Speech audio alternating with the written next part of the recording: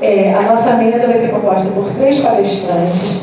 Nós combinamos, né, que será assim: cada um fala a sua apresentação e no final nós vamos montar a mesa para o debate. Tá? Então as perguntas e as colocações vão ficar para o final das 3 apresentações. Vamos começar e vamos aguardar o professor Paulo Sá, que deve estar chegando. Vai ser a última palestra. Então, para ele, primeiro nós queremos assim, dar boas-vindas a todos aqui no nosso congresso, na nossa faculdade, né? Desejando a todos um ótimo evento, que todos possam aproveitar bastante.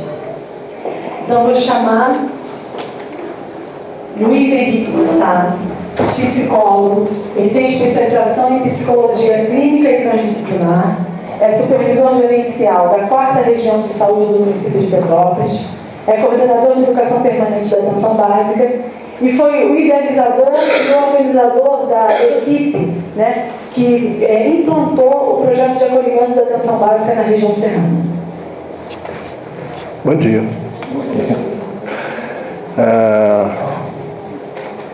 Contar uma historinha para vocês, né? Lá em 2005, o nosso estado dividiu 6 regiões e colocou em cada uma delas um polo de educação permanente em saúde. E aqui na nossa região a gente tem 16 municípios participando e o nome é Polo de Educação Permanente em Saúde da região serrana. Naquela época, por incentivo do Paulo Sá, que está atrasado, eu acabei fazendo uma proposta através da Secretaria Municipal de Saúde de que a gente podia tentar construir um projeto de acolhimento. A faculdade se interessou em participar, indicaram a professora Rovena para trabalhar comigo, o que foi uma bênção, porque ela é muito competente, muito minuciosa, e eu não sou, então acabou me ajudando muito, né? E aí nós sentamos e construímos uma primeira proposta, né, de projeto. É sobre isso que eu vou passar algumas coisas para a gente ver e depois a gente pode conversar um pouco sobre isso, né? Você passa? Obrigado.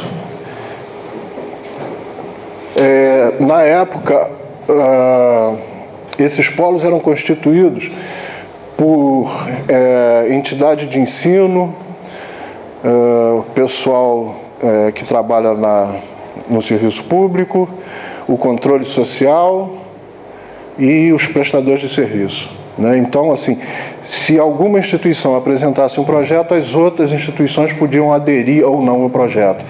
E aí a prefeitura apresentou o projeto, a FASE se interessou e também faz parte do projeto o Hospital Casa Providência, através de uma pessoa que participou com a gente ao longo de toda a construção e de toda a execução. O próximo. Começou lá por volta de 2000, antes um pouco, o Ministério começou a receber muitas reclamações por parte dos usuários e de outras pessoas, constatando o quê? Constatando de que os atendimentos estavam sendo feitos de uma forma extremamente técnica, mas de uma forma extremamente asséptica, né? Ou seja, a relação pessoal tinha sido banida dos atendimentos. Fossem procedimentos de enfermagem, consultas médicas, enfim. Isso tudo estava muito árido, né? E aí o Ministério começa a se preocupar com um processo de humanização dos processos de trabalho. E aí lança, em 2003, a Política Nacional de Humanização, que tinha esses eixos de ação propostos pelo Ministério: o eixo das instituições, da gestão do trabalho, do financiamento, da atenção, da educação permanente em saúde, que é o nosso caso, da informação e comunicação, e o eixo da gestão. Na verdade, esse processo de humanização vai depender de que esses eixos sejam desenvolvidos ao mesmo tempo, paralelamente, né, e interrelacionados, porque senão a gente começa a ficar meio capenga na direção que a gente está tomando. O próximo. O acolhimento é uma das diretrizes de maior relevância ética, estética e política da Política Nacional de Humanização do SUS. Até então, o acolhimento era visto dentro do SUS muito como recepção, triagem e encaminhamento. Então, assim, se tivesse um balcãozinho, umas cadeiras bonitinhas e uma moça sorridente atrás do balcão, a gente estava satisfeito. A gente estava satisfeito. E agora a gente começa a perceber de que fazer acolhimento é uma coisa muito mais complexa e muito mais ampla do que isso. Não que isso não faça parte, né? Isso também faz parte. Também é preciso ter essa pessoa, também é preciso ter essa ambiência, que muitas vezes a gente não encontra. Eu não encontrei isso nos municípios por onde passei. Passei pelos 16 municípios fazendo oficina. Então, assim, no final a gente vai falar um pouquinho disso, né? Do que foi encontrado, né, nos municípios. O próximo. Originalmente, o nosso projeto era dividido em 3 partes: acolhimento para atenção básica, urgência e emergência e saúde mental. O que aconteceu? O projeto foi aprovado em 2007, né, para atenção básica. A gente só teve acesso à liberação da verba em 2010, levou 3 anos para essa verba chegar até as nossas mãos, chegar até aqui a faculdade. Foi um processo muito burocrático, muito difícil, muitas coisas aconteceram nesse caminho, né? O dinheiro foi parar em Teresópolis, a gente não conseguia liberar o dinheiro, né, João? E aí aconteceram coisas lá em Teresópolis, quer dizer, o secretário de saúde lá foi preso, enfim, uma série de intercorrências aí, e por isso a gente levou 3 anos para começar a executar o projeto. Quando a gente fez a divisão das oficinas, a gente levou em consideração a população de cada município. Então, municípios menores ganharam menos oficinas, municípios maiores ganharam mais oficinas.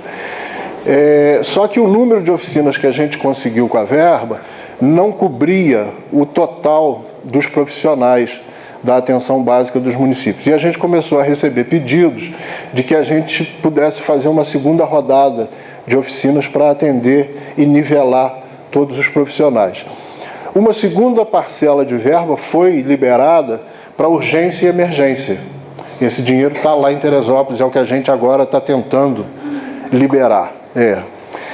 E aí a gente fez uma proposta que correu os trâmites legais e tudo, e o pessoal liberou para nós essa segunda verba, não para fazer urgência e emergência, mas para complementar a atenção básica. A gente está esperando essa verba chegar para que a gente faça uma segunda rodada nos municípios, atendendo a esses profissionais que não foram contemplados na primeira fase, vamos chamar assim. Eu imagino que urgência e emergência a gente não vai mais fazer, porque o Estado diz que vai se encarregar de fazer isso daqui para frente. E o acolhimento em saúde mental, só Deus sabe se esse projeto volta à baila ou não. Mas, de qualquer forma, uma primeira parte do projeto a gente vai conseguir concretizar. O próximo. Acolhimento. Acolhimento é a atitude de receber, integrar, incluir, por oposição a segregar, dificultar o acesso, excluir. Quando aplicado ao contexto das ações de saúde, a postura acolhedora implica o quê? O reconhecimento de que a visão quase que exclusivamente técnica e operacional criou um clima de mal-estar onde quer que sejam exercidas as profissões de saúde. Eu diria que compreender isso é um pouco ter um olhar histórico de como é que caminhou o desenvolvimento, principalmente da medicina, né? Por quê? A gente sabe que a medicina se baseia em cima de um modelo de quê? De um modelo de pesquisa. À medida que essa pesquisa se aprofundou, a gente começou a ter cada vez mais especializações. E as especializações necessariamente levaram a um tecnicismo, né? E a gente foi ficando mais distante do outro, né? E eu acho que é um erro cobrar das faculdades de medicina de que os médicos devam vir preparados para lidar com a subjetividade humana. Eu acho que não, porque esse modelo não contempla esse tipo de necessidade. A gente tem que buscar modelos que lidem com a subjetividade em outras áreas de conhecimento. Por exemplo, a educação e a psicologia. O que a gente usou na oficina, a gente trouxe da psicologia. Tá ok? Ali em cima tem uma coisinha da Lia, né?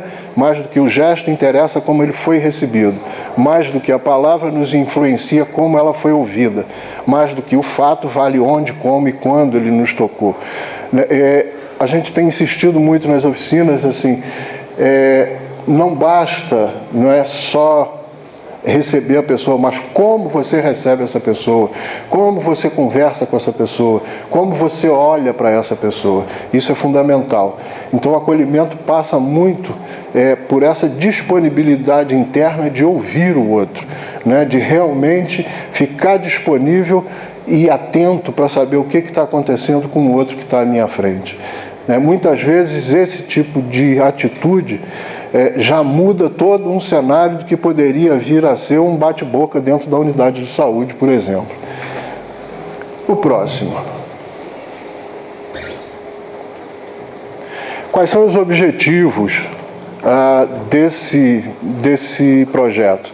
Em primeiro lugar, o objetivo maior seria que a gente conseguisse criar mais uma dessas redes, né, entre comunidade, equipe, ensino, para melhor atender aos usuários. Esse seria o grande objetivo. Quer dizer, o que o Ministério espera com isso é que o usuário se sinta mais acolhido quando for buscar as suas demandas nas nossas unidades de saúde. Então, esse seria o grande objetivo.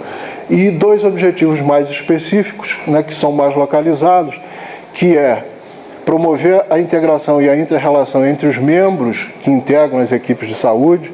E aí a gente precisa lembrar de quê? A gente precisa lembrar que, enquanto profissional na ponta, às vezes a gente passa mais tempo com a nossa equipe do que com a nossa família, por exemplo, porque a gente fica 8 horas convivendo cotidianamente.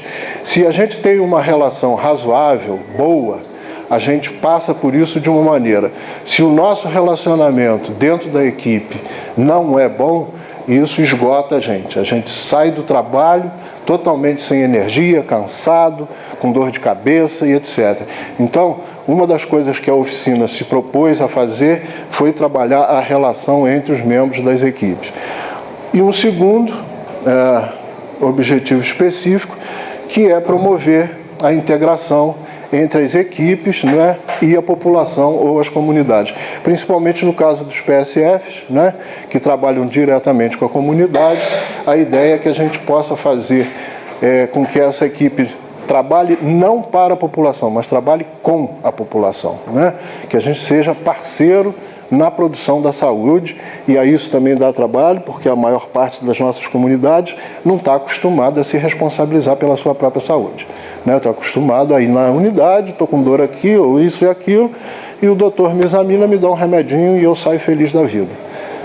Então, assim, exige uma mudança que passa constantemente pelo que a gente tem chamado de educação em saúde. Eu diria que a gente aqui eu ainda falava nas oficinas para as pessoas de um outro objetivo que não está explícito aí, né? Mas é que se a gente consegue fazer o acolhimento como proposto e ele funcionar, todo mundo trabalha menos. Eu acho que esse é um bom objetivo, né? Assim, se todo mundo fizer a sua parte, todo mundo vai trabalhar menos, a nossa carga de trabalho vai diminuir, né? E isso é interessante para todo mundo.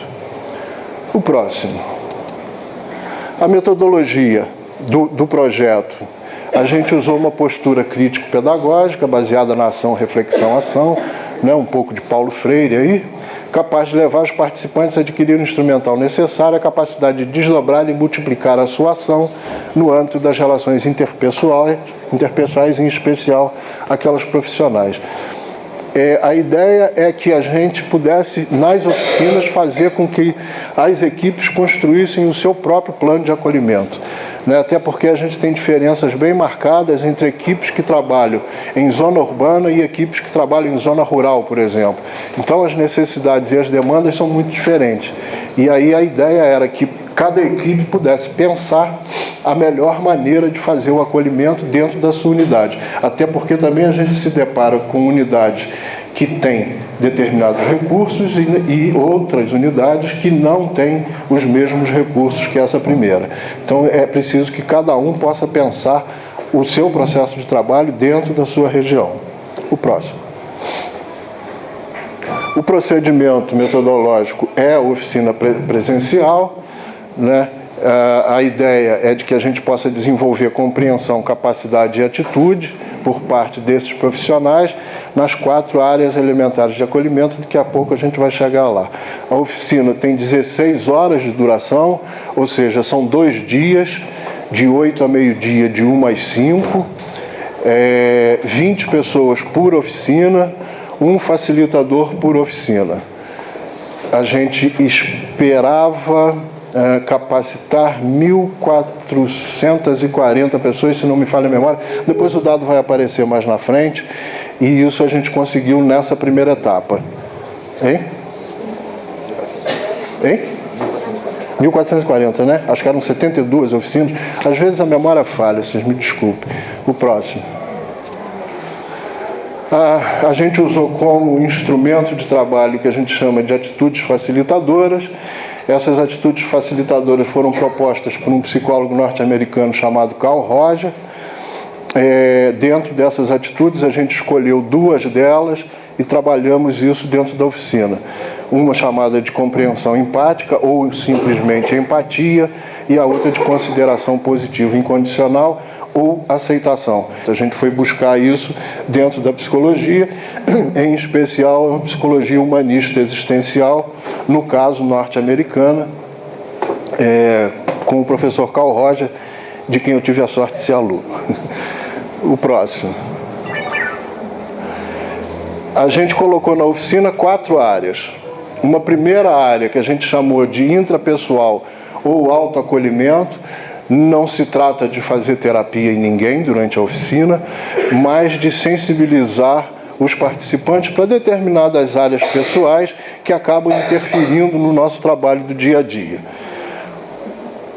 A segunda área, interpessoal ou acolhimento na equipe, né, que eu já apontei, a necessidade de uma boa relação entre os membros da equipe, como é que o pessoal se relaciona, como é que o pessoal trabalha, como é que o pessoal se entende ou não se entende. Né? Às vezes a gente tem que substituir membros de equipes porque fica inviável aquelas pessoas continuarem trabalhando junto. Já aconteceu comigo. A terceira área, inserção profissional ou acolhimento ao usuário, e aí uma parte mais técnica, com uma série de indicações do próprio Ministério, de como fazer, o que fazer, quando fazer. E por último, a gente colocou dentro da oficina o que a gente chamou de integração global ou acolhimento ao meio ambiente. Por quê? Não se pode mais falar de saúde sem falar de meio ambiente, né? O Brasil é um dos países pioneiros que tem uma comissão, né, de determinantes sociais da saúde, e dentro desses determinantes sociais hoje, sem dúvida nenhuma, a gente tem que parar para ver meio ambiente, porque entra aí qualidade da água, lixo, agrotóxico, enfim, uma série de fatores que, se a gente tem ou não tem, vai fazer muita diferença na qualidade de vida, portanto, na saúde das comunidades. O próximo. As metas. A ideia era fazer 6 oficinas por mês. Cada oficina era composta por 20 profissionais, com uma carga de 16 horas. A meta esperada é a capacitação de 120 pessoas por mês, totalizando 1.440 profissionais por ano de realização do projeto. O projeto foi planejado inicialmente para ser feito em 12 meses. A gente está terminando o projeto e levamos 23 meses para fazê-lo. Por quê? Por uma série de detalhes que a gente tem que atender. Por exemplo, alguns municípios só puderam liberar suas equipes para participar agora, em fevereiro e março de 2012. Por quê? Porque mandaram todo mundo embora, estavam esperando fazer concurso para que esses concursados passassem pela oficina. Né? Em 2011, a gente teve a catástrofe aqui da região serrana. Aquilo parou totalmente o projeto, porque os municípios simplesmente não tinham como receber a oficina. Então, uma série de problemas aparecem no percurso, o que fez com que a gente dobrasse, né, praticamente o tempo de execução do projeto.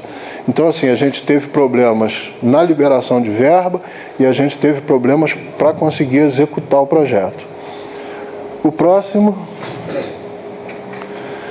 critério para a seleção dos participantes. A gente imaginou que a população-alvo desse projeto pudesse incluir os profissionais das equipes de atenção básica que deveriam ser multiplicadores dessa aprendizagem, que fossem líderes nas suas equipes e que ocupassem funções-chave, recepção, agente comunitário de saúde, ou que desenvolvessem trabalhos de grupo, etc. A gente conseguiu, em parte, seguir esses critérios. Na verdade, a gente aceitou todos aqueles profissionais que foram indicados pelos seus municípios. A gente, enquanto gestão do projeto, a gente não podia interferir nos municípios. Ficou a cargo de cada município, a cargo de cada coordenação ou secretaria, enviar quem eles pudessem e que eles achassem que deviam de participar, apesar de a gente ter conversado antes com eles, colocando esses critérios. Pode ir? Essa é uma divisão da distribuição das oficinas por municípios. E aí Petrópolis é o maior município da região serrana, ganhou 23 oficinas, enquanto a gente teve alguns que ganharam somente uma, como Areal, Carmo, Sumidouro, Macuco, Duas Barras, porque são municípios muito pequenos. A gente teve desistência por parte de Teresópolis e de Nova Friburgo de 6 oficinas. Essas 6 oficinas... Bom dia. Ou boa tarde. Boa noite. A gente teve 6 oficinas que eram fruto dessa desistência e que foram realocadas para outros municípios. E aí a gente fez essa realocação levando em conta exatamente aqueles municípios que tinham recebido menos oficinas. Então agora, no final do projeto, eu acabei indo fazer muita oficina em Sumidouro, em Bom Jesus, São Sebastião do Alto, e a gente completou essas oficinas. Quando a gente fizer a segunda etapa agora do projeto, Nova Friburgo e Teresópolis, que abriu mão dessas oficinas, recebem as suas oficinas de volta. Então isso aí é uma ideia de como que a gente dividiu e a gente levou em consideração o número de habitantes do município. O próximo. Esse foi um cronograma, que como vocês podem ver, 2008 e 2009, um cronograma que ficou completamente furado, porque a gente está terminando o projeto agora em 2012, né? E a gente não conseguiu nem começar em 2008, nem começar em 2009. A gente foi começar a execução do projeto em 2010 só, por essa série de problemas burocráticos e etc. que eu já citei. O próximo. A questão da avaliação. Eu acho que hoje um dos principais pontos para qualquer projeto é como é que se dá a avaliação do projeto. João talvez depois vá falar exatamente de um projeto que foi desenvolvido aqui na fase, né? Que você fez, você e Paulo, sobre meio ambiente, né? Que é um bom exemplo assim, das dificuldades que a gente tem de avaliar e de implantar concretamente a proposta, seja lá que proposta for. Então, assim, acho que cada vez mais os projetos apresentados vão ter que ter dentro do seu esboço como é que vai ser feita a avaliação do projeto. No nosso caso, a gente tem um questionário individual que é aplicado logo após a oficina e é respondido por cada participante, né, que na verdade é uma avaliação de reação. A gente tem uma avaliação que é feita pelo coordenador ou pelo secretário do município 3 meses depois de realizada a oficina. Ou seja, eu preciso saber se aquilo que o pessoal viu na oficina está sendo aplicado, e se está sendo aplicado, como que está sendo aplicado e que resultado isso está trazendo para o município. E uma terceira avaliação, que vai ser uma avaliação do Estado, checando junto aos municípios quais foram as alterações que o Estado consegue detectar depois que os municípios realizaram as oficinas de acolhimento. Então a gente tem 3 níveis de avaliação para esse projeto. E a gente deixou para orientação e suporte, era o endereço eletrônico que ficava aberto para consulta do pessoal que passou pela oficina, para suprir dúvida, para mandar bibliografia e etc. O que foi muito pouco utilizado. Assim, As equipes passaram e depois a gente não recebeu muito contato, não. Eventualmente, um município ou outro. Pode ir. Essa era a equipe técnica do projeto. Por parte da secretaria, éramos eu e Maria Zenite, que é uma outra psicóloga. Por parte da FMP Fase, a professora Roviano Paranhos, que coordenou o projeto.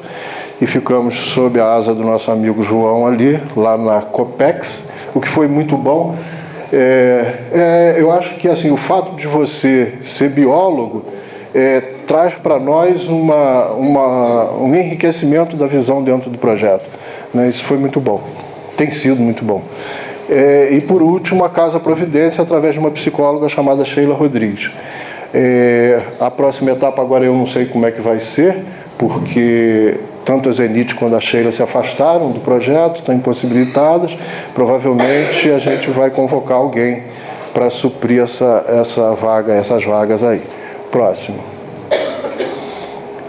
Para vocês terem uma ideia, o que a gente precisa para fazer esse projeto, em termos de recurso, é muito pouco, né? Como recurso didático, um data show, um computador com caixa de som. E que esse computador tenha dentro dele o programa necessário para abrir as mídias que a gente tem dentro da oficina. Uma sala capaz de abrigar confortavelmente 21 pessoas e que os municípios, a contrapartida dos municípios, no caso, era o quê? Transporte, hospedagem e alimentação para o facilitador que ia ao município. E aí já posso adiantar para vocês que muitas vezes eu não encontrei nada disso, né? Assim, o local de fazer a oficina era muito precário, né?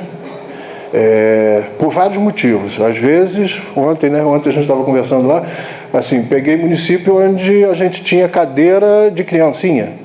Então, sentar durante 16 horas em cadeiras de criança, a perna e a coluna, Paulo que sabe bem dos problemas da coluna, acaba com qualquer um. Então, assim, encontrei esse tipo de problema. Outras vezes não, outras vezes me colocaram para fazer oficina dentro da Casa dos Vereadores do município, né, da Câmara.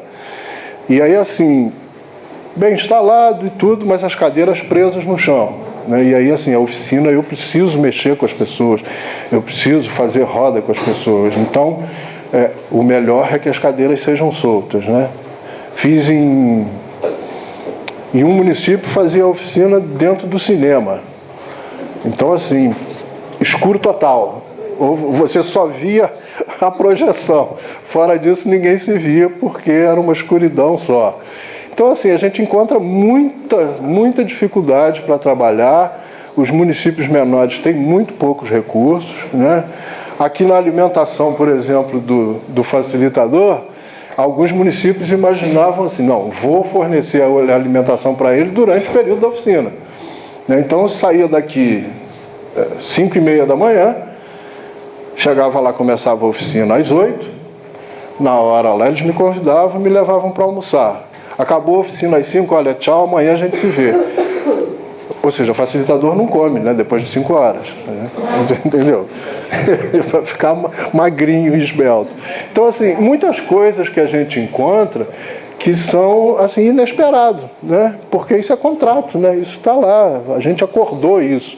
E a gente enfrenta esse tipo de coisa. Outras coisas hilárias que a gente podia ficar aqui contando, né? Tipo, você está no quarto e aí você, de repente, vem na sua direção voando um morcego. Então, aconteceu de tudo, né? Mas foi muito divertido. O próximo. Algumas constatações. E aí a gente chega aqui no final da nossa fala e acho que isso aí é que é importante para nós. Primeiro, uma pequena participação da classe médica e dos gestores. Nos 16 municípios, eu tive a participação de uma coordenadora de atenção básica. Nos outros municípios, essas pessoas apareciam, diziam bom dia, você é muito bem-vindo, e agora você vai me dar licença que eu tenho que fazer outra coisa, né? Por parte dos médicos, é interessante. A gente teve 57 médicos em 1.440 profissionais. Então, assim, a dificuldade de participação por parte da classe médica e às vezes não por escolha deles, mas por uma impossibilidade das secretarias. Né? Assim, o médico na região serrana, nos municípios menores, ele não faz 40 horas no PSF. Ele vai lá 2 dias. E vai 2 dias no município vizinho. E vai 1 dia no outro município. E aí os 2 dias que ele está no município, o secretário não libera ele para fazer nada, porque precisa dele para fazer atendimento. Né? Então, assim, baixíssima participação por parte dos médicos e dos gestores. Dá para a gente perceber a grande distância que existe entre a gestão e a atenção. Né? Houve um município em que eu perguntava assim: vocês fazem reunião? Reunião? Como assim? Reunião, vocês se reúnem para discutir os problemas da unidade ou da rede de saúde de vocês. Quanto tempo tem que vocês fizeram a última reunião de vocês? Eu acho que tem uns 8 meses. Digo, mas 8 meses? E como é que foi essa reunião? Olha, eles vieram aqui, disseram pra gente que ia ter uma reunião, que era pra gente ir. Mas a nossa coordenadora chamou a atenção para o seguinte: vocês não abram a boca, hein? Então, assim, não é bem uma reunião, né, gente? Assim, as equipes ficam muito distantes das decisões que são tomadas pela gestão. Então, assim, a grande distância entre gestão e atenção. Encontrei, invariavelmente, a prática de posturas autoritárias. Gestão hierarquizada e vertical. A gente já tem alguns estudos que demonstram que os municípios que avançaram na saúde caminham em direção a uma gestão horizontalizada, ou seja, ouvindo, né, o profissional que está na ponta, e uma gestão hierarquizada, mas não da forma inflexível que eu encontrei. Né? Que se tem os cargos, tudo bem. Mas acho que a máxima que caracteriza muito bem ainda a postura é a velha: manda quem pode, obedece quem tem juízo. Né? E aí a gente tem que pensar um pouco na cultura desse país, né, que passou por escravidão e que passou por ditadura. Eu acho que isso ainda influencia a forma como as pessoas fazem gestão no nosso país. Né? E aí isso dificulta muito, porque você vai lá, pega uma equipe de 20 pessoas, ou 3 equipes com 20 pessoas, são 60 pessoas num pequeno município, você diz para elas como é que tecnicamente a gente deve fazer o acolhimento. Quando você volta lá e pergunta, ela diz: olha, a gente não conseguiu implementar não, porque disseram que não podia. Então, ainda uma forma muito autoritária de conduzir as coisas. Né? O exemplo mais, assim, mais gozado, não sei se é gozado, mas enfim, na hora não foi. Eu estava no meio de uma oficina, como estou aqui agora com vocês, bateram na porta e disseram: olha, o senhor tem que liberar a sala porque a mulher do prefeito quer a sala. Como é que é? Mas isso foi tudo acordado, a gente mandou ofício, né? O auditório aqui foi reservado para isso. Mas veio ordem de lá que tem que liberar a sala. Né? E aí, assim, a pessoa que era a coordenadora ficou muito vermelha, né? E veio me pedir desculpa, mas me pediu que eu liberasse a sala. E eu tive que liberar a sala. Né? Fui muito bem acolhido. Né? Então, assim, a gente encontra isso a 1 hora, 2 daqui de Petrópolis, gente. Não estou falando lá do interior do Amazonas, né? Pará, nada disso, não. É aqui pertinho. Acho que uma outra coisa é assim, a pouca compreensão e valorização da educação permanente em saúde, seja como instrumento de atualização técnica ou como instrumento de gestão. Né? Tanto num caso como no outro, a sensação que eu tive ao longo desses meses trabalhando... Alô? Alô? Alô? Alô? Alô? Alô? Será que eu preciso do microfone? Parou? Parou.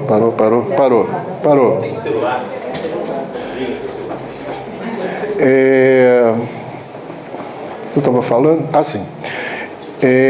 Por exemplo, você chega no município, você é recebido por uma pessoa, muitas vezes fazem questão de levar você para conhecer o secretário ou a secretária, né? E a sensação que eu fiquei ao longo desse tempo é assim: olha, vai ter uma oficina aí do negócio de humanização, você cuida disso lá para mim e recebe essa pessoa que está vindo, né? Ou seja, não tem um comprometimento, né, dos municípios com o que a gente chama de educação permanente em saúde.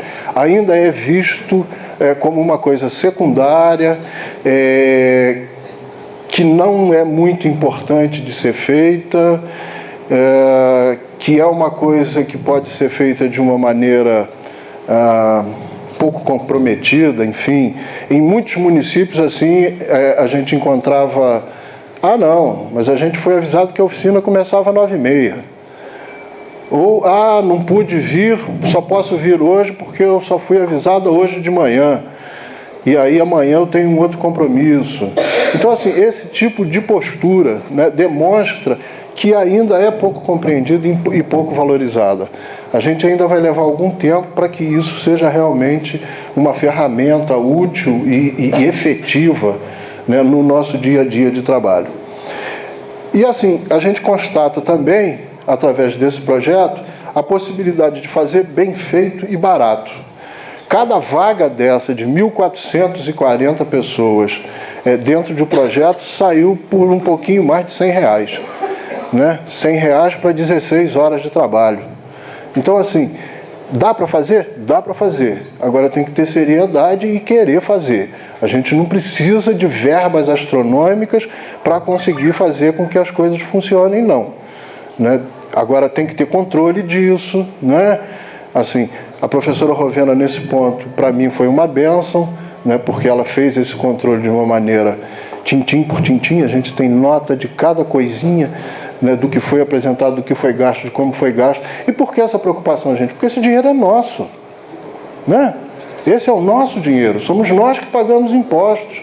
Então esse dinheiro tem que ser muito bem aplicado e tem que trazer retorno, né, para o trabalho e para o usuário. Não dá para a gente continuar fazendo projeto, a verba é liberada e depois a gente não sabe o que aconteceu, qual foi o resultado daquilo que foi feito. A gente fica sem saber. Bom dia, querido. Bom dia. Então, essas são algumas constatações que a gente pode ter olhando para os dados do projeto. E aí a gente faz algumas sugestões ou recomendações. E essas recomendações foram feitas lá na CIES, estão sendo feitas lá, eu tenho ido lá. O próximo. Ou seja, que a gente tenha educação permanente para gestores. Não adianta trabalhar com as equipes de saúde se a coordenação, a supervisão, o próprio secretário ou secretária não tem conhecimento daquilo que está sendo proposto, né? Isso é mais ou menos como trabalhar dentro de uma escola onde você faz propostas que a diretoria não sabe muito bem do que você está falando. Ou seja, é preciso que os escalões que detêm o poder e que tomam as resoluções compartilhem, estejam engajados dentro desse processo, senão a gente não consegue ir muito longe. Acho que assim, a criação de instrumentos que permitam a continuidade e a representatividade nos processos de educação permanente em saúde. Senão o que acontece?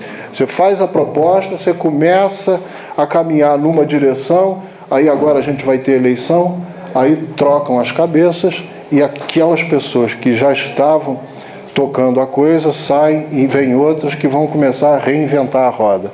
Então a gente não pode mais perder tempo com isso, a gente tem que criar alguns mecanismos, que é o projeto que está lá na CIS, que o João faz parte da comissão lá, de que a gente crie mecanismos para que a gente não crie essa descontinuidade. Quer dizer, podem mudar as pessoas, mas os programas continuam. Então agora, né, João, a gente está falando não mais em projetos de educação permanente, mas a gente está falando já em programas de educação permanente, porque aí a gente evita essa descontinuidade.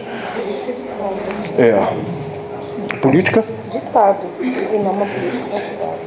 A gente está tentando começar por uma política regional, vamos chamar assim, né? Dentro das CIAs, para garantir isso.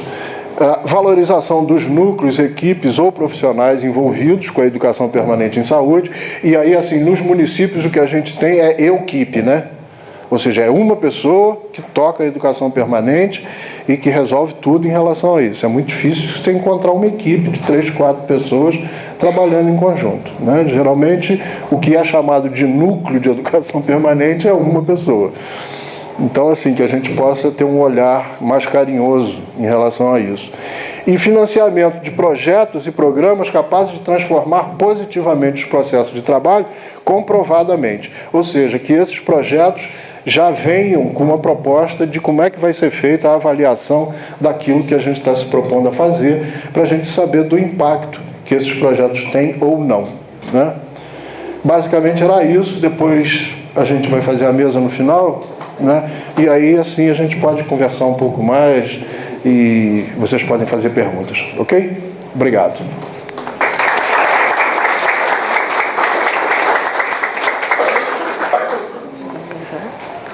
Eu vou dar um pulinho lá só para ver como é que tá, mas eu volto.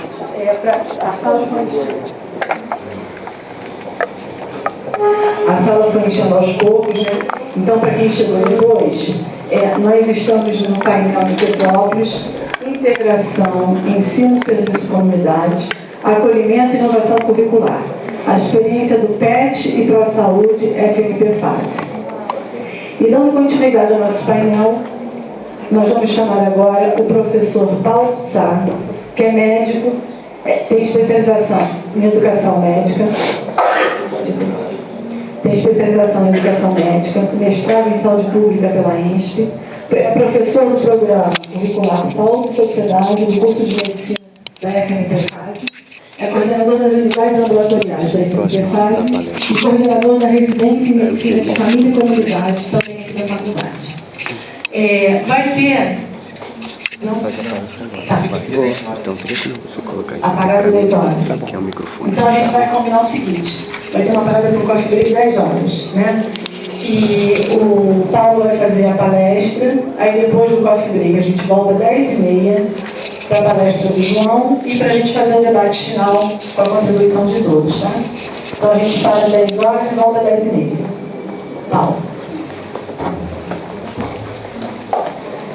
Bom dia. Eu não vou botar a PowerPoint aqui, prefiro fazer a fala mais dialogada com vocês, tá certo? Falar um pouco da nossa experiência aqui na faculdade, do processo de integração ensino-serviço-comunidade e como o projeto ProSaúde e o PET Saúde entrou agregando nesse processo, né? Nós iniciamos essa estrada, aqui a instituição ela iniciou essa estrada mais ou menos por volta do final da década de 90, né? Meados da década de 90, já com o professor João fazendo uma série de inserções dentro de territórios que tinham uma peculiaridade ou tinham uma cobertura de saúde da família ou não tinha, e fazia uma série de ações de levantamento epidemiológico, de mais um estudo descritivo das condições desses territórios.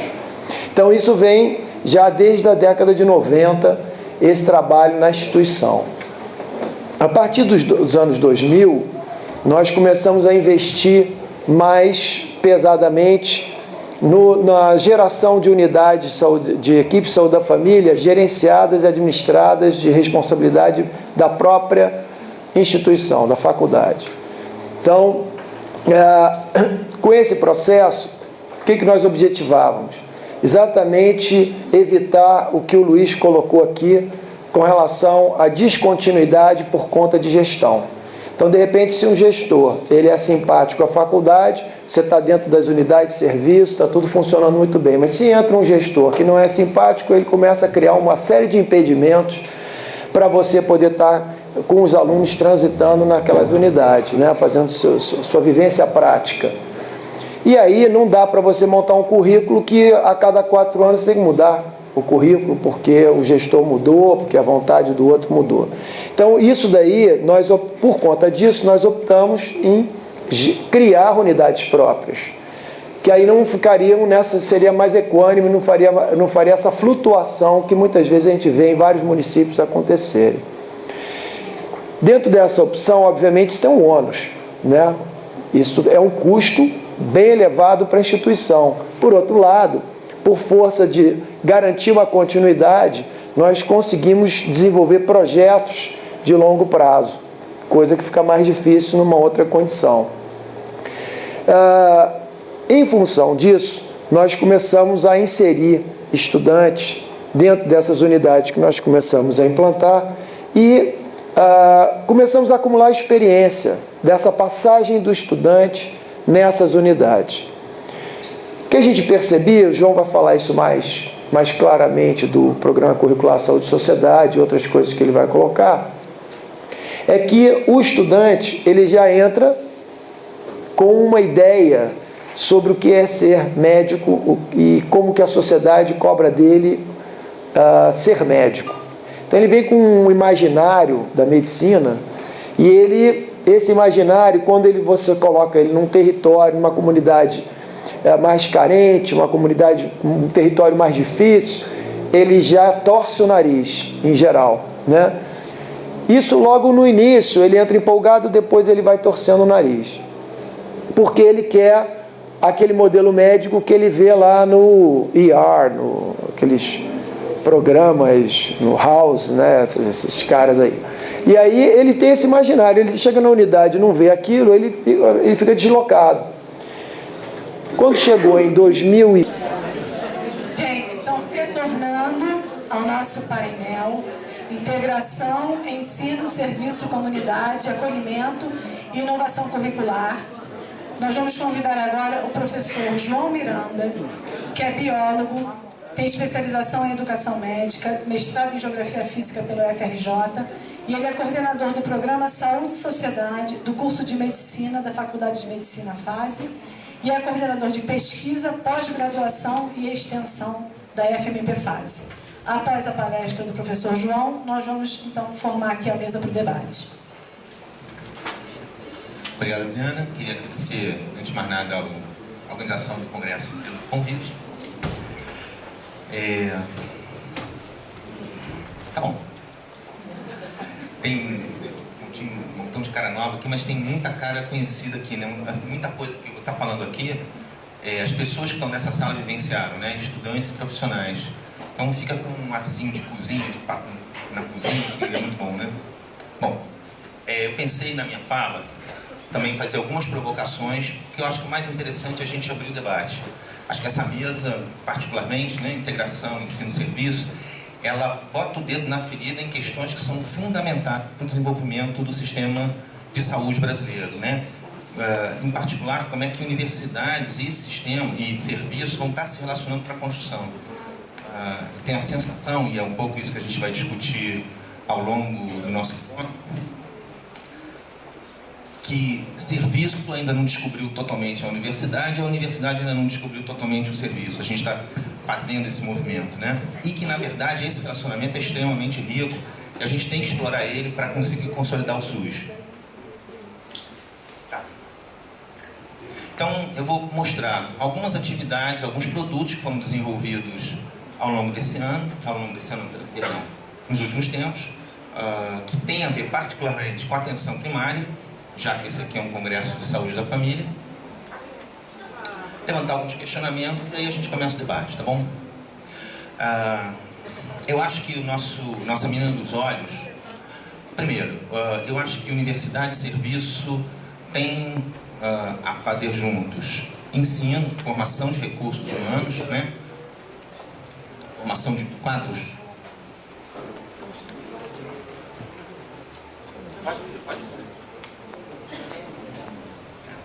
Formações de quadros para o serviço de saúde, tem pesquisa, né? Dentro do ensino tem graduação e pós-graduação, tem muita atividade de extensão, né? Então eu vou falar um pouquinho de cada uma dessas coisas. No campo da graduação, a nossa menina dos olhos, a experiência que eu acho que a gente tem mais bem consolidada nessa instituição, mais desenvolvida, que recebeu o maior número de investimentos, tanto da instituição como do próprio governo, é o Programa Curricular Saúde e Sociedade, do qual o Paulo mesmo já tocou nesse assunto, né? Ele tem uma trajetória longa, né? Ele nasce de iniciativas que começam lá em 1996, 95, aliás, né? Com algumas iniciativas isoladas, como ele falou. Eu estava recém-contratado e levava os alunos de medicina para o cenário da comunidade, onde a gente conseguia fazer alguns estudos descritivos, né? Levantamentos epidemiológicos simples, e discutíamos, não realizávamos, intervenções nessas comunidades estudadas. Isso evoluiu até a criação do PCSS, que já chegou a ser um programa que ia do 1º ao 4º ano do curso de medicina. Nós fizemos recentemente uma avaliação, ele está entre 1º e 3º ano. Então a gente leva alunos de 1º, 2º e 3º ano. É um programa, não é uma disciplina, isso quer dizer que ele tem uma estrutura transversal dentro do currículo. A gente utiliza habilidades e conhecimentos que os estudantes vão desenvolvendo em outras disciplinas na área de prática. É fundamentalmente uma atividade prática, vem aqui de 300 horas distribuídas nesses 3 anos. Só 30 horas que estão concentradas no 1º ano são desenvolvidas em sala de aula, né? Utiliza como cenário as unidades de saúde da família. São 5 unidades, da faculdade de medicina, como o Paulo falou, e a gente vai discutir isso hoje pra gente é um problema. E eu fiquei a madrugada pensando como é que eu ia falar dos objetivos desse programa. Porque o programa é novo, a gente só desenvolve ele desde 2005. É pouco tempo para resolver quais são os objetivos do programa, né? Ele já foi palco de muita polêmica aqui dentro. Lá no seu nascedouro, existia uma proposta de que ele fosse a atividade que cuidasse da formação de estudantes de medicina para o programa de saúde da família. O que a gente entendeu no final das contas é que não era essa a função do PCSS. Ele não tem como função formar médicos para a saúde da família. Isso é uma tarefa lá da residência, que acontece de um estudante, de um profissional graduado, e aí ele vai fazer opção por essa especialização. Quando o Paulo fez referência ao Canadá, eu acho que foi muito feliz, né? Porque coloca a discussão de saúde da família no seu adequado lugar, ou seja, é uma especialização da atividade médica. Na graduação, a nossa preocupação é que o nosso estudante vivencie o maior número de experiências possível, para que inclusive ele chegue no 6º ano e tenha condições de fazer a sua opção. Em particular, a gente tem uma preocupação.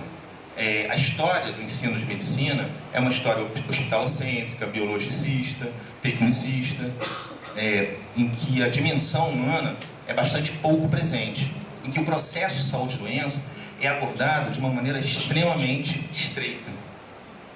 Então, que era fundamental desenvolver no processo formacional instrumentos, ferramentas que permitissem que o estudante vivenciasse esse processo de uma forma mais ampla. Por isso que a gente acabou escolhendo, eu escolhi essa frase, né? Na verdade, o objetivo do programa é compreender o processo de saúde e adoecimento a partir de uma visão complexa e desenvolver habilidade de intervenção em saúde no espaço de vida das pessoas, né? O Paulo fez uma menção às representações com as quais os nossos estudantes chegam numa faculdade de medicina. Eu diria o seguinte, que a primeira pergunta que o estudante faz quando ele chega aqui é: vem cá, onde é que é o meu bisturi, onde é que eu corto? Uma visão de medicina bastante da intervenção clínica, exclusivamente. É isso que ele quer. Botar um estetoscópio, passear de estetoscópio, né? Botar os esfigmo. Tô doido para ganhar um receituário. E aí o PCSS é a oportunidade que ele tem de enxergar o processo de saúde e doença de uma maneira muito mais ampla e enxergar a própria função dele futura como médico de uma maneira muito mais ampla, né? Por isso que a gente elege o cenário de saúde da família como esse lugar privilegiado para essa vivência. A gente não tem intenção de que ele saia dali como um médico de família. Aliás, ele não é preparado nesse sentido. Agora, ele vivencia muitas coisas que certamente vão ser extremamente úteis caso ele resolva ser. Agora, também, se ele não resolver ser, não tem a mínima importância. Uma das declarações mais bacanas que a gente escutou de um estudante que entrou na faculdade, calouro, ele falava, eu quero ser cirurgião neurológico, neurocirurgião. Ele saiu daqui, fez a residência dele para neurocirurgia, ele passou, está abrindo a cabeça dos outros aí por aí fora. Então, entrou focado, fechado, fez neurocirurgia e atualmente é neurocirurgião. No 6º ano, numa avaliação do Ministério da Saúde, do ProSaúde, o nosso ProSaúde 1, que chama, a primeira iniciativa do Ministério, era a implantação desse programa. E os estudantes foram entrevistados. E ele contou exatamente essa história, nem eu sabia dessa história. Ele falou que ele era ainda do 6º ano. Ele disse, olha, eu vim para cá para ser neurocirurgião, eu estou me formando, já estou inscrito, assim, já para o exame de seleção do mestrado, da residência, eu espero estar passando para neurocirurgia, passei pelo PCF, não mudei a minha ideia de ser neurocirurgião, só que a melhor experiência que eu vivi como estudante de graduação foi para uma unidade de saúde da família. Essa unidade me permitiu me tornar um neurocirurgião melhor. Eu entendo melhor o paciente que um dia vou operar. Então, acho que é essa a ideia que a gente tem do PCSS. O estudante vivenciar um conjunto de situações no espaço da comunidade, dentro de uma unidade de saúde da família, que faça ele entender o que é o processo de saúde e adoecimento e de que maneira ele pode trabalhar como médico.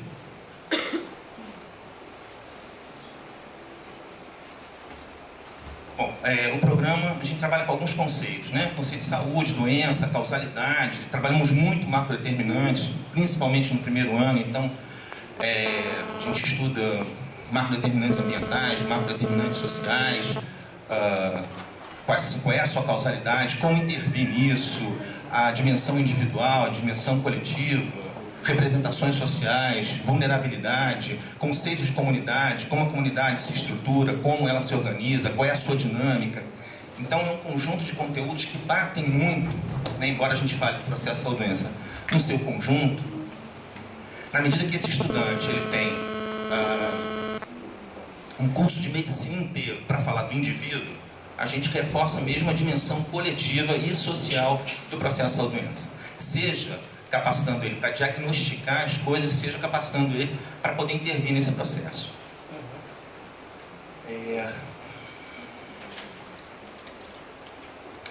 Isso acontece em 5 unidades de saúde da família, e aí tem uma coisa que eu vou dizer lá no final, que tem a ver com todas as atividades que a gente desenvolveu, agora tem a ver particularmente com essa experiência, o que essa experiência trouxe a nós, como professores e universidade, na construção desse processo formacional e no relacionamento dele com o poder público. A gente desenvolve atividades de pós-graduação diversas, eu pensei 3 cursos que nasceram de discussão, de diálogo com o serviço, né, com o gestor público. Então, a gente hoje está na nossa 2ª turma de especialização em saúde pública, por demanda do gestor público, que é uma coisa que é bastante interessante, primeiro, na percepção da existência da universidade como instrumento de reforço, né, e aqui particularmente, e esse curso particularmente, para a gente tem um significado muito grande, porque mostra um nível de amadurecimento do próprio gestor, né? Que podia estar encomendando isso, o que acontece mais frequentemente, né? Cursos de especialização ou de extensão que sejam mais aplicados, né? Um curso de urgência, um curso de desenvolvimento de habilidade disso ou daquilo, né? De intubação, enfim, pé diabético. Não, eu quero fazer um curso de especialização em saúde pública, eu preciso desenvolver o meu departamento de epidemiologia. O curso foi bem sucedido e o gestor, de novo, encomendou uma 2ª turma. Essa 2ª turma tem, inclusive, diversas pessoas que estão sendo financiadas, diversos funcionários financiados pelo gestor que não fazem parte da estrutura de gestão, profissionais que estão na ponta e que estão sendo especializados em saúde pública. Enfermagem do trabalho, essa foi uma percepção da instituição, lançar esse curso, mas que usa os cenários dos serviços para treinamento, e alguma coisa que nesse momento está na CAPES ainda sendo julgado, que é o nosso mestrado profissional em educação na saúde. Na área de gestão, a gente tem um curso de MBA em gestão de sistemas de saúde, que também conta com 90% dos seus estudantes são servidores públicos, e o curso se desenvolve a sua parte prática dentro dos próprios da Prefeitura, da Secretaria de Saúde. No campo da pesquisa, eu pensei algumas coisas. Essas 3 pesquisas são, na verdade, intervenções, atividades de intervenção que foram transformadas em pesquisa e que são hoje projetos dessa proposta do curso de mestrado e que são desenvolvidas nos serviços da faculdade, que são os serviços SUS, né? Ou então os próprios serviços da Secretaria de Saúde. E a gente está inaugurando, está em fase de redação, uma pesquisa clínica com sintomáticos respiratórios. Essa pesquisa vai ser desenvolvida nas unidades de saúde da família. Extensão, a gente tem algumas experiências também, eu vou me deter aqui um pouquinho. A experiência sistêmica, né, de maior significado, que a gente desenvolveu foi o curso de vigilância ambiental para agentes comunitários de saúde. Foi um curso de 60 horas, que foi uma demanda do então secretário de Meio Ambiente. Ele queria ele queria ter um profissional na Secretaria de Meio Ambiente que fosse um agente comunitário de meio ambiente. Ele veio discutir com a faculdade e a gente falou: olha, vocês já têm um profissional que está espalhado no município inteiro, né, que está andando dentro das comunidades e que de alguma maneira desempenha, ou deveria estar desempenhando esse papel. E que se você estiver investindo nele, você vai estar economizando dinheiro, porque a ideia dele era abrir concurso, formar pessoas, e essas pessoas iam ser os agentes na Secretaria de Meio Ambiente. Essa é a proposta do Meio Ambiente. Falou: pega os agentes comunitários de saúde, forma eles nesse campo, e aí você vai ter o mesmo resultado e a Prefeitura não desembolsa mais recursos financeiros. A gente fez um curso que era de 60 horas presenciais, outras 60 horas dentro do serviço, né, em atividade de dispersão. Esses agentes comunitários de saúde fizeram diagnósticos brilhantes das suas áreas, desenvolveram propostas de intervenção, e a nossa avaliação final é que todo esse investimento, né, físico, humano e de recursos financeiros foi para lata do lixo. Por quê? Assim, foi uma provocação do ente público. Esse curso foi desenvolvido a partir disso, tá certo? Eu muito vaidosamente vou dizer assim: olha, o curso era legal, bacana, tratava dos problemas, inclusive muito localizado, falávamos de estabilidade em costas, lixo, água, construções saudáveis, falamos de noções de engenharia, enfim, abordamos um monte de coisas que são os problemas que a gente sabe que tem nas comunidades de Petrópolis. O problema é que você não tinha política pública desenvolvida paralelamente a isso. Então o agente comunitário chegava no posto de saúde, mas o médico e o enfermeiro tem outra preocupação lá, né? O coordenador lá do Serviço de Saúde e Família não estava nem ligado nessa questão. Sinto muito, estou preocupado em esvaziar a demanda, em atender algum indicador que eu já estabeleci com o Ministério da Saúde. Então você tem todo um esforço que foi realizado e que na verdade não se materializou, né? Um ou outro posto, os agentes comunitários conseguiram pactuar com o resto da equipe, desenvolveram durante algum tempo algum trabalho, depois isso morreu. Também por demanda do serviço público, a gente fez já 2 vezes um curso de fundamentos de nutrição para os agentes comunitários de saúde daqui do município. Me parece que isso entrou mais dentro da lógica vigente dos serviços, então acaba sendo melhor aproveitado. E nesse momento a gente está fechando com o departamento de DST/AIDS ações contra a hepatite B. É um conjunto de atividades que vão desde vacinação de determinadas parcelas da população, isso os nossos estudantes vão estar fazendo, como atividade de educação e saúde. Então, o relançamento de uma peça de teatro que foi desenvolvida aqui na faculdade por um professor nosso, chamada Sites Baixo. Na época tinha sentido, porque tinha um programa lá da Rede Globo que se chamava Sai de Baixo, não tem mais não, do Palabella, né? Então o professor fez, assim, essa peça ficou bastante conhecida, uma peça bastante bem estruturada, divertida antes de mais nada, é uma peça de teatro antes de mais nada, foi publicada nos anais do Ministério da Saúde. Hoje existem 5 ou 6 grupos Sai de Baixo pelo Brasil afora. E a gente está reeditando isso, vai estar apresentando essa peça em escolas, assim por diante. Desenvolvendo atividades, o grupo aqui elegeu como população-alvo adolescentes em escolas noturnas aqui de Petrópolis. Então não está acontecendo essa atividade.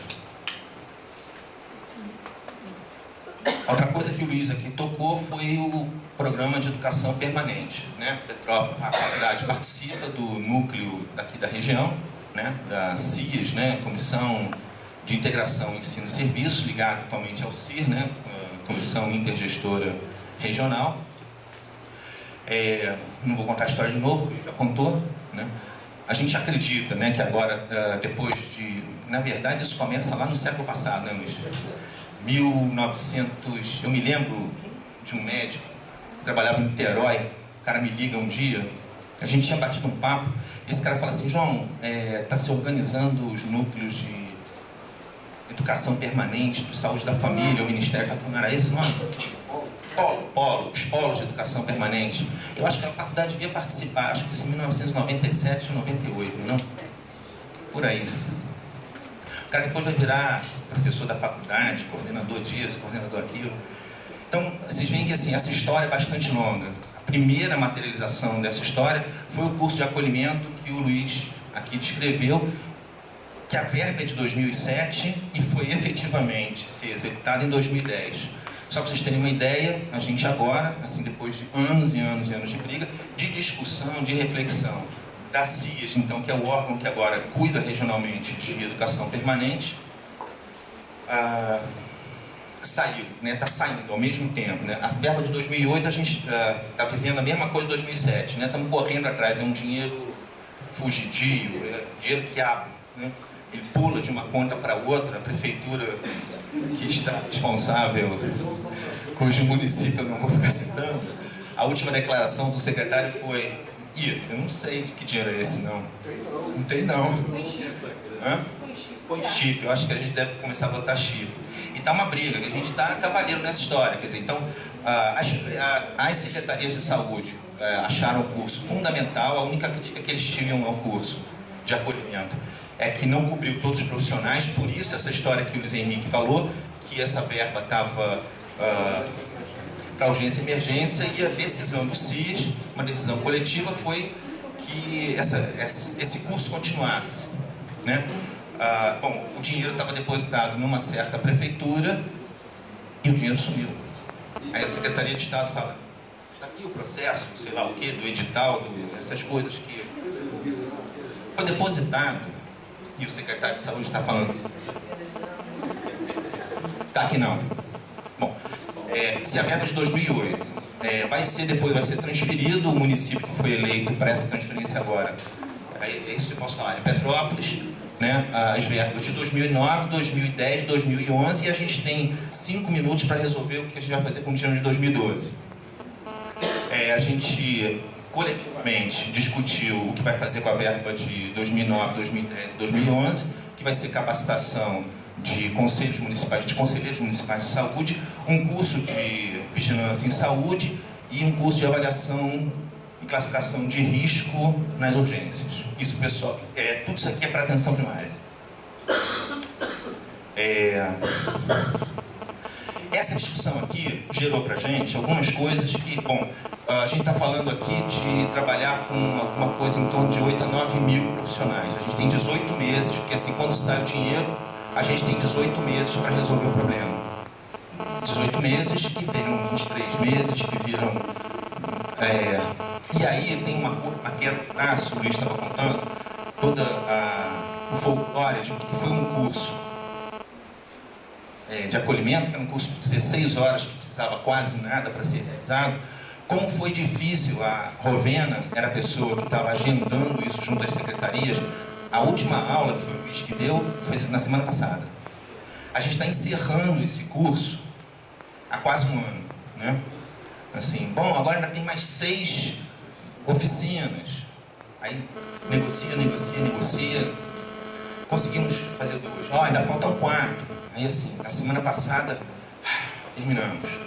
Por que isso? Porque os secretários de saúde não querem o curso? Não, em absoluto. Eles podem até, como foi muito bem falado aqui, ainda ter uma dificuldade muito grande de entender o papel da educação permanente. Agora, antes de mais nada, esses secretários de saúde, não sei se tem algum secretário de saúde aqui, eles estão tão contra a parede quanto a gente, né? Foi o Luiz ou o Paulo que falou. Olha, o médico vai lá 2 vezes por semana e ele fala, não tem jeito, não dá para liberar esse cara, não dá para fechar esse posto 2 dias, porque é o único posto que eu tenho na cidade. Aliás, nos municípios de menor porte foi onde a gente teve mais problema, né? Por causa disso, por causa da estrutura do sistema. A gente está falando aqui de atividades que vão impactar sobre uma população de mais ou menos 1 milhão de pessoas. Quer dizer, em torno de 8 mil profissionais estão envolvidos aqui, uma população de 1 milhão de pessoas. Temas que são fundamentais. Aqui, debaixo do Vigilância em Saúde, por exemplo, tem um módulo que são estratégias de enfrentamento de catástrofes, que nessa região serrana era a mais importante ordem, né? Isso aí são algumas das coisas que podem estar alimentando, quer dizer, eu só queria exemplificar tanto atividades no campo do ensino, como no campo da extensão, como no campo da pesquisa. Algumas questões que eu acho que tem que ser objeto da nossa discussão. É porque tudo isso tem a ver, primeiro, com a concepção que a gente tem desse relacionamento entre a universidade e o serviço. Segundo, que condições a gente tem para trabalhar. Terceira, onde isso está sendo desenvolvido. Então, eu vou fazer uma brincadeira aqui, que eu chamei de por onde andamos. Do ponto de vista das nossas concepções, a gente, dentro do PCSS em particular, viveu isso bastante, mas eu acho que em todas as outras atividades a gente viveu esse processo, e hoje a gente comemora, quer dizer, tem pé de lama ali, mas hoje a gente comemora ter passado por esse processo e está enxergando o que a gente pretende fazer. Eu acho que esse relacionamento ensino-serviço, ele começou daquilo que eu resolvi chamar de vamos passear no bosque. O Paulo tocou um pouquinho nisso. No PCSS, aliás, antes do PCSS já era crítica disso, né? As nossas primeiras inserções no Saúde da Família, em particular, era uma concepção extremamente utilitarista, hoje a gente enxerga isso, né? Em que a gente levava o aluno para a unidade de saúde, para a comunidade, bem com essa concepção de vamos passear no bosque, para ver o lobo, né? Vamos ao jardim zoológico, olha lá o barranco caindo, aquilo lá é a condição de risco X, uma coisa estranha, assim, que usava a comunidade, que usava o serviço público, e na verdade tinha um significado muito pequeno do ponto de vista da formação do estudante, né? Bom, quando a gente conseguiu fazer essa crítica, a gente passou para a etapa que eu chamei de SUS do B. O que era isso? A gente agora discute com maior seriedade, com maior compromisso, os problemas de saúde daquela comunidade, a gente conversa com a equipe, pactua atividades, só que a equipe segue aqui e a gente está indo aqui. Então é como se a gente criasse um segundo posto de saúde, né? Ou a gente elegia uma atividade de extensão que a gente começava a desenvolver até a partir de uma percepção de uma necessidade qualquer da comunidade, da sociedade, da população. Mas na verdade, serviço anda para cá, universidade anda para lá, mesmo quando a gente estava dentro de uma unidade de serviço.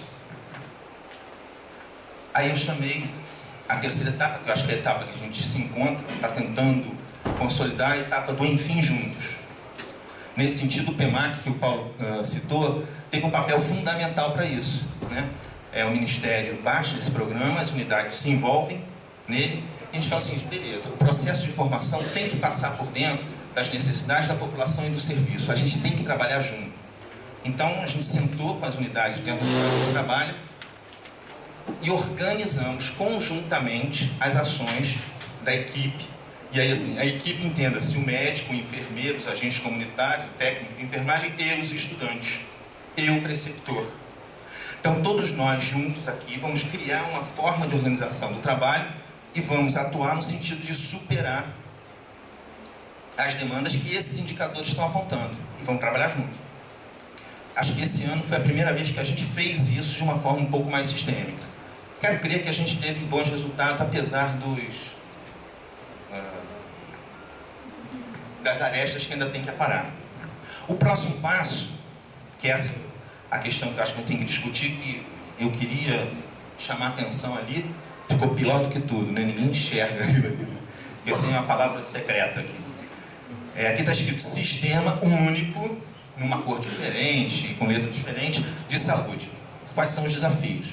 Na verdade, a discussão da integração, ensino-serviço, e aí o Paulo trouxe muito bem, ensino-serviço-comunidade, é um dos desafios de construção do SUS.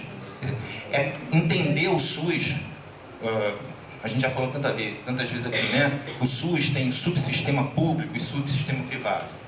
Então agora a gente está introduzindo uma nova ideia. O SUS tem subsistema serviço e subsistema formação de recursos humanos. Ou seja, a gente tem, nesse sentido, que está preocupado em criar espaços de articulação, de reflexão, de desenvolvimento de estratégias em que serviço e universidade estejam pensando juntos a construção do SUS, não como duas coisas descontínuas que tentam achar um caminho juntas, mas como um contínuo, um processo único, em que a gente está pensando as necessidades da sociedade, pensando como é que o SUS se organiza e, nesse aspecto, como é que o SUS se organiza. Como é que entra a questão da formação de recursos humanos. Começamos a acumular algumas experiências nesse sentido. Me parece que, com críticas que possam ser feitas, as iniciativas do governo federal, que são pró-saúde e PET-saúde, forçaram essa discussão. Esse avanço da faculdade aconteceu numa conjuntura em que as 3 últimas administrações, que têm lá os seus problemas políticos, eleitorais, assim por diante, mas tinham um contínuo bastante grande do seu trabalho, né? 2 prefeitos, 3 administrações. Do ponto de vista da faculdade, tivemos relações muito boas com essas 2 gestões, né? Da prefeitura. Isso permitiu que a gente desenvolvesse muita coisa. A prefeitura nunca se colocou como uma resistência, como um problema para o desenvolvimento dessa atividade. Na atual gestão aconteceu uma novidade. A secretária de saúde atual não só também não criou, aliás, eu posso até dizer que ela criou problemas, né? Ela falou, estou junto, estou apoiando, mas eu quero discutir as necessidades da Secretaria de Saúde para apoiar o programa que a faculdade quer mandar para o Ministério da Saúde. Isso é muito bacana, assim ela falou. Para eu apoiar isso aí, eu tenho algumas preocupações. Por exemplo, eu preciso trabalhar melhor a questão da urgência. Vocês estão propondo aí programa de reforma curricular para falar de urgência? Eu estou preocupado com a questão das redes. Então eu quero saber se vocês vão trabalhar redes dentro do seu novo currículo. Eu acho que essa atitude da Secretaria de Saúde, essa atitude do poder público nesse momento, aponta para onde a gente tem que andar.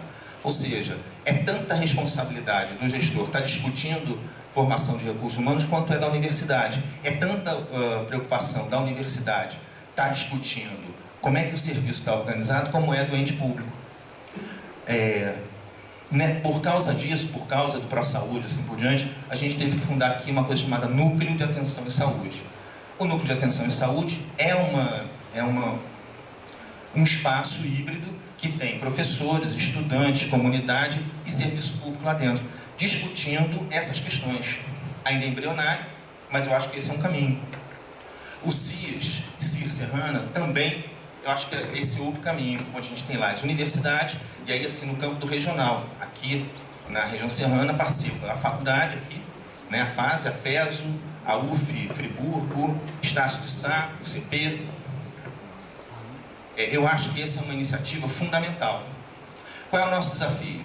O Luiz aqui ficou contando que um curso de 16 horas, com essas condições, deu todo o trabalho que deu. O curso de vigilância em saúde, por exemplo, é um curso de 56 horas, que envolve atividades práticas. Não vai dar para fazer se a gente for nessa lógica. Imaginem que amanhã a gente resolve montar um curso para atualização de habilidades nas urgências, em que envolva o uso de manequim, simulação de... Não tem estrutura na universidade, não tem estrutura nas secretarias de saúde. Então a gente pensar, e é uma coisa que lá a CIS Serrana está se dedicando a isso, pensar como é que é o modelo, como é que a gente vai desenvolver educação permanente, é o desafio que está colocado para a gente enquanto integração no ensino e serviço. Quer fazer essas provocações? Vamos abrir para a gente discutir. Obrigado.